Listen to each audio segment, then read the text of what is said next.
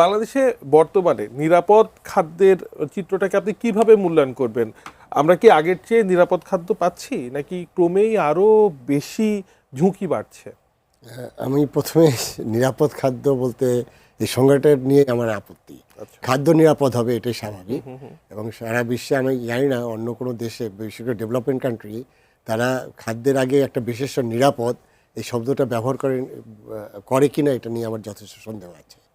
যে বিষয়টা ছিল যে ধরেন আমাদের স্বাধীনতার পরে আমাদের একটা চ্যালেঞ্জ ছিল খাদ্যের, যে আমাদের ফুড সিকিউরিটি যে ইস্যু, মানে আমাদের খাদ্য যেহেতু উৎপাদন কম হতো এবং সেখানে যে আমাদের সেই সময় যে জনসংখ্যা ছিল আমরা খাদ্য দিতে পারতাম না, তখন আমাদের মূল ফোকাসটা ছিল আপনার খাদ্য উৎপাদন।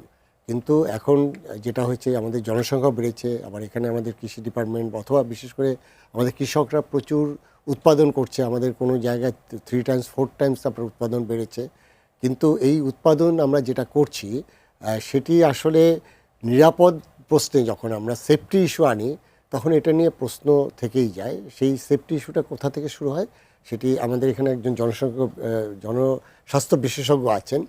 আমরা যে মাটিতে ফসলটা ফলাচ্ছি সেখানে মাটি আপনার নষ্ট হয়ে গেছে, বিশেষ করে কন্টামিনেট হয়েছে, পানিটা কন্টামিনেটেড হয়েছে।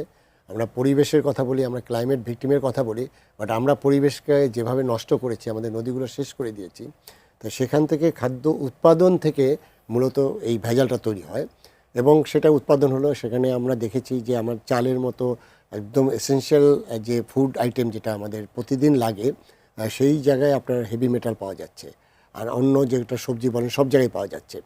এখন এই খাদ্যটা পরিবহন যেভাবে হচ্ছে, অর্থাৎ আমরা যেটা বাজারজাত যেভাবে করছি, সেই জায়গায় আপনার প্রতিটা ধাপে ধাপে কিন্তু এই জিনিসটা কিন্তু অনিরাপদ হয়ে যাচ্ছে। এটি হলো ন্যাচারাল প্রসেসে আমাদের কাছে যেটা আসছে।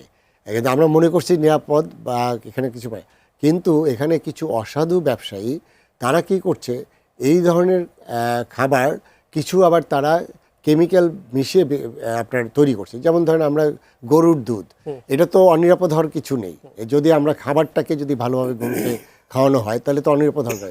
কিন্তু গরুর দুধের বিকল্প হিসেবে আপনার যখন তারা আপনার কি দিয়ে তৈরি করে, আমরা দেখেছি অ্যাসিড মিশিয়ে বা এরকম করে, তখন এটা তো আর কোনো খাদ্য থাকছে না।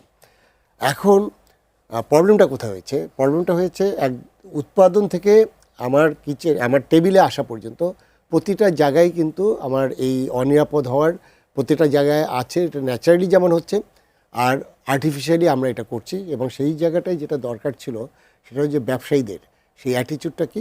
সেই অ্যাটিচিউডটা হলো যে আমাদের কিছু ব্যবসায়ীরা আছে তারা অতি মুনাফা করতে হবে, তখন তারা ভেজাল ফেক প্রোডাক্ট তৈরি করে। এবং বিশেষ করে আমি বলবো যে ব্র্যান্ড যে কোম্পানিগুলো আছে বা ব্র্যান্ড যে আমাদের যে এগুলো আপনার যারা সাপ্লাই চেইনে আছে, দেখা গেল যে ওই ব্র্যান্ডটাকে ব্যবহার করে আপনার এই অনিরাপদভাবে তারা নকল পণ্য, এবং সেখানে আপনি যদি বলেন যে বাংলাদেশে কোন খাদ্যটা নিরাপদ, আমি একদম এক কথা বলবো, 100% খাদ্য হলো অনিরাপদ।